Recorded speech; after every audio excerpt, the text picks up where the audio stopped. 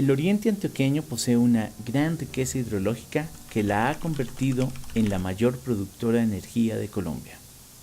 Por ella corren numerosos y caudalosos ríos como el Nare, el Río Negro, el Buey, Calderas y Samaná. También encontramos el páramo de Sonsón y una zona de bosque húmedo tropical llamado el Sistema del Altiplano. En esta región se encuentran los principales embalses hidroeléctricos de Colombia.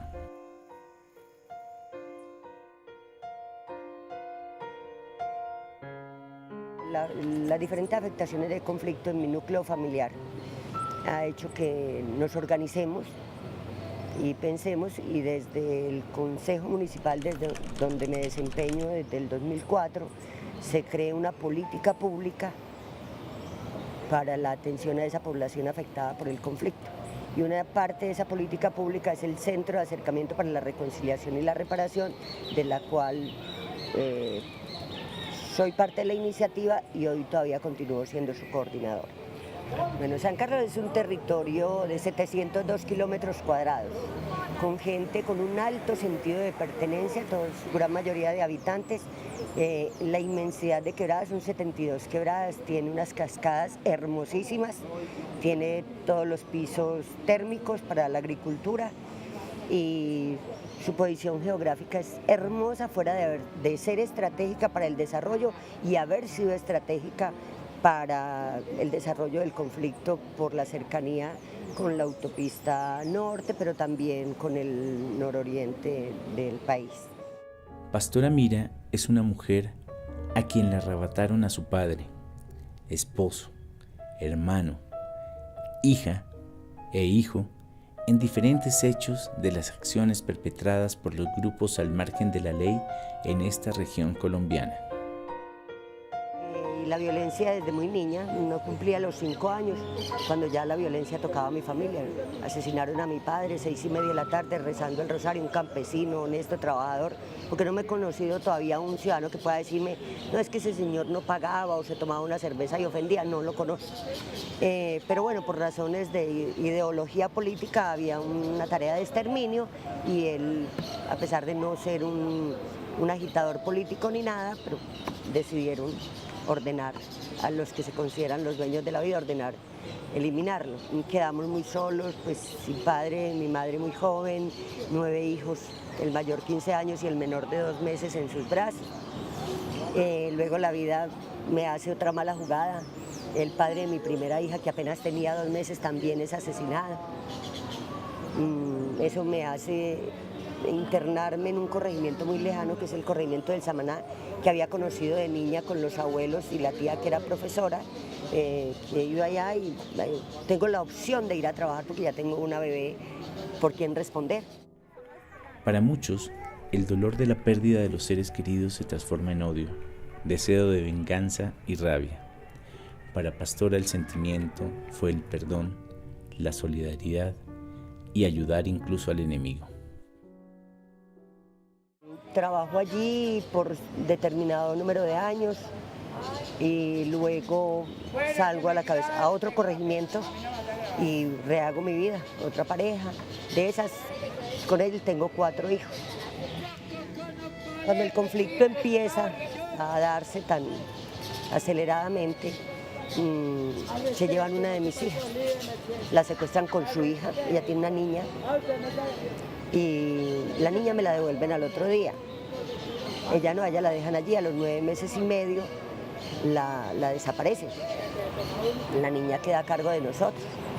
Y mi hijo menor, que tiene 15 años, cuando a ella la desaparecen, justamente ese día 6 de febrero, y empieza a entrar en unos cuadros de rebeldía muy fuertes contra todo el que sabía que era directo implicado paramilitar o quien le colaboraba con ese ejercicio económico o como fuera.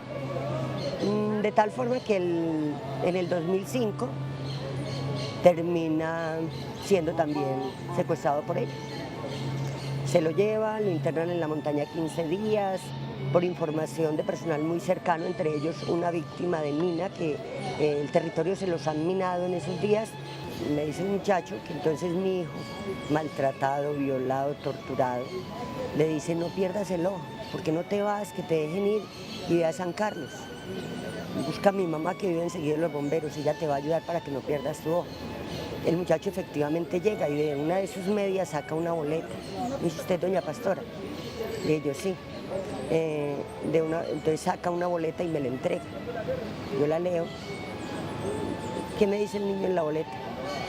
Madrecita, no me olvides, pero hoy ayuda a este joven. Efectivamente fui, conseguí un poco de dinero, le di al joven y le dije, vete, porque pues aquí yo no creo que te puedan hacer nada. Él, cuando yo le entregué el dinero, se dobló, lloró, me dijo, señora, me duele lo que está pasando con su hijo. Él fue el que me contó de las torturas a las que lo estaban sometiendo.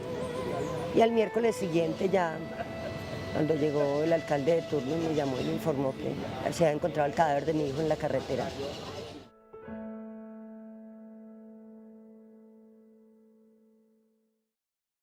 Para muchos de nosotros, el dolor causado por la muerte nos paraliza, nos acobarda y nos derrota. Para Pastora fue el impulso necesario para convertirla en la líder que ha luchado porque el conflicto cese en su región, para visibilizar el horror sufrido por la población civil. Ya están los desmovilizados ahí y se empieza a dar como ese tirijal entre la comunidad, entre las víctimas. Entonces yo me reunía mucho con la población afectada por el conflicto y había que tomar una decisión. O seguíamos con la ley del talión ojo por ojo, diente por diente, cobrándoles a ellos cada una de las acciones. Y en lo que a mí concernía me quedaba muy duro, que tendría que armarme desde la punta del pie hasta aquí, más o menos para empezar a tirar piedras y hacerle torteros tal vez a quien no me había hecho nada, porque muy seguro ya no estaban los que habían ocasionado el daño. De pronto era más fácil entrar a esa reflexión de empezar a ayudar a unos seres humanos que muchos de ellos ya tenían hijos ahí. Y empezamos a tejer ese entramaje de hacer que los derechos de las víctimas sean recuperados. Empezamos todo un proceso de ofertar el requisito para acceder a proyectos productivos que tuvieran siquiera quinto de primaria. Y la gran mayoría de ellos, la mayor frustración se convertía ahí, que no sabían ni leer ni escribir, no habían logrado estar en una institución educativa. Entonces se abría la oferta. Yo terminé dictándoles Constitución para poder hacer mucho ahínco sobre el tema de derechos humanos, derechos fundamentales, y que ellos fueran reconociendo un poco hasta dónde habían caído. Entonces son muchas cosas que van haciendo que crees conciencia permanentemente, ver a los niños que sufren, ver al otro, al que no tiene voz para encontrarse, ver a los niños desmovilizados y las familias de ellos como ratas tratando de esconderse, cuando son seres humanos con sujeto a tener derechos que simplemente el sistema en el que hemos vivido los ha encontrado en ese torbellino, y a unos como los míos los ha tirado a la orilla del ya. No existen, pero a otros los ha tirado a la orilla de hacer el daño. ¿Qué hacer para entramarlo uno con lo otro y simplemente decir no más ojo por ojo, no más diente por diente? Ríos de sangre vieron correr los habitantes de este municipio colombiano. Durante años pensaron que esto no acabaría hasta que no quedara un solo ser humano en la región. Pero como el agua, que es su riqueza, el tiempo corrió para dejar esos hechos en memorias de horror que nunca deberán repetirse, porque la voluntad de hoy es no permitir que la muerte retorne, porque la solidaridad fue la respuesta que los habitantes aprendieron para proteger la vida de cada ser que habita esta tierra. Víctor Castaño para Telesur.